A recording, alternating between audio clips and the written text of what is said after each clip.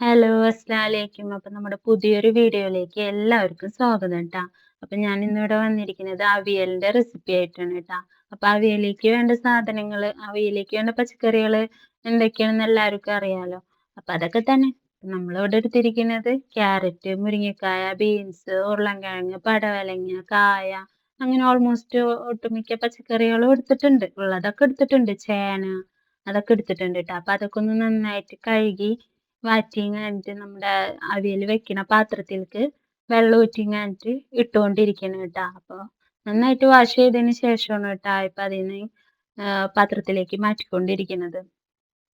അപ്പോൾ ലാസ്റ്റ് ഇങ്ങനെ ക്യാരറ്റിന്റെ തരികളിങ്ങനെ പറക്കിക്കൊണ്ട് നിൽക്കുകയാണ്. അപ്പോൾ അവിയലേക്ക് നമ്മൾ നീളത്തിലാണ് അരിയുക. അവിയലേക്ക് അരിയേണ്ട രീതിയൊക്കെ എല്ലാവർക്കും അറിയാലോ. അതൊന്നും ഇതിനകത്ത് കാണിച്ചിട്ടില്ല കേട്ടോ. ഇതേപോലെ കനം കുറച്ച് നീളത്തിലാണ് അരിയുക. ഇടയിൽ വന്ന കൈ എൻ്റെ ഉമ്മയുടെ കൈയാണ്. അങ്ങനെ അതൊക്കെ കഷ്ണങ്ങളൊക്കെ കഴുകി മാറ്റി എടുത്തിട്ടുണ്ട്. ഇനി അതിനകത്തേക്ക് ആവശ്യത്തിന് ഉപ്പിട്ട് കൊടുക്കുക. അതുപോലെ തന്നെ മഞ്ഞൾപ്പൊടി. ഇപ്പോൾ ഉപ്പ് എല്ലാവരും ആവശ്യത്തിന് ഇടാം. മഞ്ഞൾപ്പൊടി ഇപ്പോൾ ഒരു 2 സ്പൂണോളം ഇട്ടിട്ടുണ്ട്. അതുപോലെ തന്നെ ഒരു തുള്ളി വെള്ളം, കുറച്ച് വെള്ളം ഒഴിച്ചിട്ട് കൂടുതൽ നമ്മളിത് ആവിയിൽ വേവിക്കുക എന്നുള്ളൊരു സെറ്റപ്പാണ്. അതുകൊണ്ട് ഒരു തുള്ളി വെള്ളം ഒഴിച്ചിട്ടുള്ളൂ. എന്നിട്ട് നന്നായിട്ടൊന്ന് ആ മഞ്ഞൾപ്പൊടിയൊക്കെ ഒന്ന് എല്ലായിടത്തേക്കും ഉപ്പും മഞ്ഞൾപ്പൊടി എല്ലായിടത്തേക്കും ആവുന്ന വിധത്തിൽ ഒന്ന് നന്നായിട്ട് ഇളക്കി കൊടുക്കുക. പിന്നെ ഒരു സാധനം കൂടെ ഇടാൻ മറന്നിട്ടുണ്ട് ഇതിനകത്ത്. എന്താന്ന് വെച്ച് കഴിഞ്ഞിട്ടുണ്ടെങ്കിൽ കറിവേപ്പില. അതും കൂടെ ഇട്ടിട്ട് ആവണമായിരുന്നു ഇളക്കേണ്ടത്. പക്ഷെ അത് ഇടാൻ മറന്നുപോയി.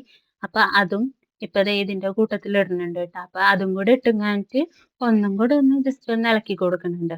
ഇനി ഇത് എല്ലാം ഒന്ന് ഉപ്പും മഞ്ഞളും എല്ലാം ഒന്ന് യോജിച്ചതിന് ശേഷം ഇത് നമുക്ക് അടച്ചു വെച്ചിങ്ങാനിട്ട് നേരെ കൊണ്ട് അടുപ്പത്ത് വെക്കാം. എന്നിട്ട് ഗ്യാസ് കത്തിച്ച് കൊടുക്കാം. എന്നിട്ട് ആ അടച്ച് തന്നെ ഇരുന്നിങ്ങാനിട്ട് അതവിടെ വേവാൻ വെക്കാം. അത് വേവണ സമയം കൊണ്ട് നമുക്ക് അതിലേക്ക് വേണ്ട അരപ്പ് തയ്യാറാക്കാം. അരപ്പല്ല, ഒരു ചമ്മന്തി പോലെ. അതിനകത്തേക്ക് ഇപ്പം ഞാൻ എടുത്തിരിക്കുന്നത് ഒരു തേങ്ങ മുഴുവനായിട്ടാണ് കേട്ടോ. പിന്നെ പച്ചമുളകും ഉള്ളിയാണ്. അപ്പൊ പച്ചമുളക് നമ്മുടെ വീട്ടിൽ തന്നെ ഉണ്ടായതാണ് കേട്ടോ. ഇനി പച്ചമുളക് അങ്ങ് അരിഞ്ഞിടാണ്. മുഴുവനത്തോടെ ഇട്ട് കഴിഞ്ഞിട്ടുണ്ടെങ്കിൽ അത് ചതയാനായിട്ടൊരു ഇതല്ലേ. അതുകൊണ്ട് അതൊന്ന് ഇച്ചിരി ഒരു മൂന്നാക്കി ഒന്ന് കട്ട് ചെയ്തിട്ടാണ്. അതുപോലെ ചുവന്നുള്ളി. അപ്പോൾ ഇതൊക്കെ ആവശ്യത്തിനാണ്. ഇത്രയും ചുവന്നുള്ളിയാണ് ഞാൻ ഒരു മുറി തേങ്ങയിലേക്ക് എടുത്തേക്കുന്നത്. അപ്പൊ അതിൽ ഇത്തിരി വലിയ ഉള്ളി ഒന്ന് ഒന്ന് ചെറുതായിട്ടൊന്ന് കട്ട് ചെയ്തിടും. പിന്നെ ചെറിയ ഉള്ളികളൊക്കെ അതുപോലെ തന്നെ അതിനകത്തേക്ക് ഇടും. അപ്പോൾ ഒന്ന് പെട്ടെന്നൊന്ന് ചതഞ്ഞ് കിട്ടാൻ വേണ്ടിയിട്ടാണ് കേട്ടോ ഇങ്ങനെ അരിഞ്ഞിടുന്നത്. അപ്പോൾ വലുത് മാത്രമേ ഇങ്ങനെ കട്ട് ചെയ്തിടുള്ളൂ. ബാക്കിയൊക്കെ ദേ ഇതുപോലെ അങ്ങോട്ട് വാരി അങ്ങോട്ട് ഇടലന്നെ. അത് കഴിഞ്ഞിട്ട് ഇതെല്ലാം ഒന്ന് മിക്സിയുടെ ജാറിലേക്ക് ഇട്ട്, അപ്പോൾ ആ ഉള്ളിയും പച്ചമുളകും ഒന്ന് അടിയിലേക്ക് ഇട്ട്, അപ്പോൾ പെട്ടെന്ന് ചതഞ്ഞ് കിട്ടുമല്ലോ.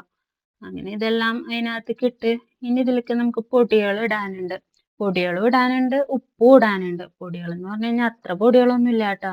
നമ്മുടെ നല്ല ജീരകത്തിന്റെ പൊടിയില്ലേ, അതാണ്. അപ്പം ഞാൻ ഈ തേങ്ങ മൊത്തം മിക്സിയുടെ ജാറിലേക്ക് ഇട്ടു. അത് കഴിഞ്ഞിട്ട് പിന്നെ നല്ല ജീരകത്തിന്റെ പൊടി ഒരു 2 സ്പൂണ് 2 1/4 സ്പൂണോളം നമുക്ക് ഇടാം ട്ടോ. ഞാനിവിടെ ഇട്ടിരിക്കുന്നത് 2 1/4 സ്പൂണാണ്. അതിൽ കൂടെ പിന്നെ കുറച്ച് ഉപ്പും കൂടെ ഇട്ട്. പിന്നെ ഞാനൊരു കൈ അളവാണ് കേട്ടോ. അതുകൊണ്ടാണ് കറക്റ്റ് അളവ് പറയാത്തത്. ഇതിനകത്ത് ഇട്ടിരിക്കുന്ന അളവാണ് പറഞ്ഞിരിക്കുന്നത്. നമ്മൾ എടുത്ത പച്ചക്കറിക്ക് ആവശ്യമായ ഐറ്റംസ് നമ്മൾ എടുക്കുക. അത് കഴിഞ്ഞിട്ട് അതൊന്ന് ഒതുക്കിയെടുത്ത്, അരയരുത് കേട്ടോ. ഒന്ന് ജസ്റ്റ് ഒന്ന് ചതച്ചെടുക്കാം. അപ്പോഴത്തേനും നമ്മുടെ പച്ചക്കറിയൊക്കെ ഒന്ന് ഏകദേശം വേവായിട്ടുണ്ട്.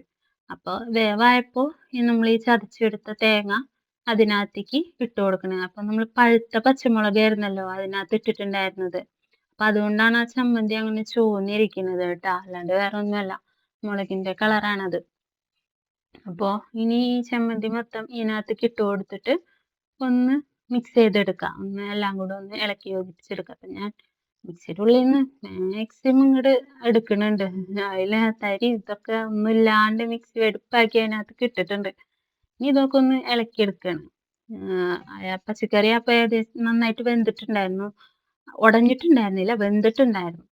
പിന്നെ ഈ ഇട്ട തേങ്ങ ഇട്ടുങ്ങാനിട്ട് അതൊന്ന് ഇളക്കി യോജിപ്പിച്ചെടുക്കുകയാണ്. ഇനി ഇതിലേക്ക് ഉപ്പ് നോക്കിയിട്ട് അതിൻ്റെ ഇടയിൽ ഉപ്പും കൂടെ ഇട്ട് കൊടുക്കണം കേട്ടോ. ഉപ്പ് ഇപ്പം ഞാൻ ഇട്ട് കൊടുത്തിട്ടില്ല, കാരണം ഞാൻ പച്ചക്കറി വേവിക്കുമ്പോൾ ഇട്ട ഉപ്പും ചമ്മന്തിയിൽ ഉപ്പും കൂടെ ഇട്ടിട്ട് ഇപ്പം നോക്കിയപ്പോൾ കുഴപ്പമുണ്ടായിരുന്നില്ല. ഇനി തൈരും കൂടെ ഒഴിച്ച് കഴിയുമ്പോൾ നോക്കണം. അപ്പം ഇനി നമ്മൾ തൈര് ഒഴിക്കാൻ പോവാം കേട്ടോ അതിനകത്തേക്ക്. അപ്പോൾ കട്ടിയുള്ള തൈരാണ്, എന്നാൽ ഭയങ്കര പുളി, ആവശ്യത്തിന് പുളിയുള്ള തൈര്. അപ്പോൾ തൈരും കൂടെ അതിനകത്തേക്ക് ആവശ്യത്തിന് ഒഴിച്ച് കൊടുക്കണം. അപ്പം അതിൻ്റെ ഇടയിൽ ഉമ്മ തൈരിൻ്റെ പുളി ഒന്ന് ചെക്ക് ചെയ്തതാണ് കേട്ടോ. അപ്പോൾ തൈരും കൂടെ ഒന്ന് ഒഴിച്ച് കൊടുത്തിട്ട് അത് നന്നായിട്ട് ഒന്ന് ഇളക്കിയെടുക്കണം. അപ്പം ഇനി അതിനകത്തേക്ക് വേണ്ടതെന്ന് പറഞ്ഞു കഴിഞ്ഞിട്ടുണ്ടെങ്കിൽ പച്ച വെളിച്ചെണ്ണയാണ്. അപ്പോൾ വെളിച്ചെണ്ണ കുറച്ചധികം അതിനകത്ത് ഒഴിച്ച് കൊടുക്കുക. എന്നിട്ട് ഇതുപോലെ തന്നെ വീണ്ടും ഒന്ന് ഇളക്കി യോജിപ്പിച്ചെടുക്കാം. അപ്പം ഇളക്കുമ്പോൾ ഒന്ന് ശ്രദ്ധിക്കുക. കാരണം പച്ചക്കറി ഒന്നും അധികം അങ്ങോട്ട് ഉടയാത്ത രീതിയിൽ കിട്ടാനായിട്ട് ഒന്ന് ശ്രദ്ധിക്കുക. ഉടഞ്ഞാലും പ്രശ്നമൊന്നുമില്ല കേട്ടോ. എന്നാലും ഒരു ഭംഗി വേണ്ടേ? അതിന് വേണ്ടിയിട്ട് ഇളക്കുമ്പോൾ ഒന്ന് ശ്രദ്ധിച്ചാൽ മതി. അപ്പോൾ അത് പച്ച വെളിച്ചെണ്ണയും തൈരും ഒക്കെ കൂടെ ഒന്ന് ഇളക്കി യോജിപ്പിച്ചെടുത്തോണ്ടിരിക്കുകയാണ്. ഇതിപ്പോ നമ്മുടെ പ്രവാസികളായ ബാച്ചിലേഴ്സിനും എല്ലാവർക്കും പെട്ടെന്ന് തയ്യാറാക്കാൻ പറ്റിയതല്ലേ. ഇപ്പൊ ലുലുലൊക്കെ പോയിട്ടുണ്ടെങ്കിൽ പച്ചക്കറി ആയിട്ട് മേടിച്ചിട്ടുണ്ടെന്ന് അരിയണമെങ്കിൽ അങ്ങനെ ചെയ്യാൻ, നേരമില്ലാത്തവർക്ക് ഈ സാമ്പാറും കഷ്ണം അവിയൽ കഷ്ണമൊക്കെ കട്ട് ചെയ്തത് ബോക്സ് ആക്കി വെച്ചിട്ടുണ്ടാവും, അതെടുത്തിട്ട് തരാൻ നേരെ തയ്യാറാക്കാം. ഇതിനകത്ത് നമ്മൾ ചേർക്കുന്നതൊക്കെ നമ്മുടെ ഒക്കെ റൂമിൽ എപ്പോഴും ഉണ്ടാവുന്നതല്ലേ. അപ്പോൾ ബാച്ചിലേഴ്സിനും പെട്ടെന്ന് തയ്യാറാക്കാൻ പറ്റിയൊരു സംഭവം തന്നെയാണ്. നമ്മൾ ഏകദേശം സെറ്റ് ആയിട്ടുണ്ട്. പക്ഷെ അതിനകത്ത് കുറച്ച് ഉപ്പിന്റെ കുറവുണ്ടായിരുന്നു, തൈരിന്റെ കുറവുണ്ടായിരുന്നു, വെളിച്ചെണ്ണയുടെ കുറവുണ്ടായിരുന്നു. നമ്മൾ ഉപ്പ് ഇട്ട് കൊടുത്ത് തൈര് ഒഴിച്ചു കൊടുത്തിട്ട് ഒന്ന് മിക്സ് ചെയ്തെടുക്കണം. ആദ്യം ഒഴിക്കുമ്പോൾ തന്നെ എല്ലാം സെറ്റ് ആയി കഴിഞ്ഞാൽ പിന്നെ രണ്ടാമത് ഒഴിക്കണമെന്നില്ല. നമ്മൾ ആദ്യം ഒഴിച്ചെങ്കിലും കുറച്ച് കുറവുണ്ടായിരുന്നതിന്റെ പേരിലാണ് പിന്നെയും ഉപ്പും തൈരും ഇട്ടുന്നതിട്ട് ഒന്നും കൂടെ ഒന്ന് നന്നായിട്ട് ഇളക്കിയെടുത്തത് കേട്ടോ. ഇനി കുറച്ചും കൂടെ വെളിച്ചെണ്ണയും കൂടെ ഒഴിച്ചു കൊടുത്തിട്ട് നന്നായിട്ട് ഇളക്കും. അപ്പോൾ ഓൾമോസ്റ്റ് നമ്മുടെ അവിയൽ സെറ്റ് ആയിട്ടുണ്ട്. ഇത് ഇളക്കി യോജിപ്പിക്കുക. വേവും കാര്യങ്ങളെല്ലാം കറക്റ്റ് ആയിട്ടുണ്ട്. അരപ്പൊക്കെ നന്നായിട്ട് പിടിച്ചിട്ട്, അരപ്പല്ല ചമ്മന്തിയൊക്കെ നന്നായിട്ട് പിടിച്ചിട്ടുണ്ട്. അപ്പൊ സെറ്റ് ആയിട്ടുണ്ട്. അപ്പൊ ഇത്രയുള്ള അവിയലിന്റെ പണി. ഇപ്പൊ എളുപ്പല്ലേ, പെട്ടെന്ന് തയ്യാറാക്കാൻ പറ്റിയല്ലേ. അപ്പൊ ഇതെല്ലാവരും ഒന്ന് ട്രൈ ചെയ്ത് നോക്കിട്ടോ. അപ്പൊ നമ്മുടെ അവിയൽ ഇവിടെ ഓൾമോസ്റ്റ് റെഡി ആയിട്ടുണ്ട്. അപ്പൊ നമ്മുടെ വീഡിയോ ഇഷ്ടപ്പെട്ട് കഴിഞ്ഞിട്ടുണ്ടെങ്കിൽ ലൈക്ക് ചെയ്യുക, ഷെയർ ചെയ്യുക, കമന്റ് ചെയ്യുക, അതുപോലെ തന്നെ സബ്സ്ക്രൈബ് ചെയ്യുക. ആ ബെല്ലൈക്കണും കൂടെ ഒന്ന് ഞെക്കാം. അപ്പൊ ഇൻഷാ അള്ളാ അടുത്ത ദിവസം അടുത്ത വീഡിയോ ആയിട്ട് കാണാം കേട്ടോ. അതുവരെ എല്ലാവർക്കും അസ്സലാമു അലൈക്കും.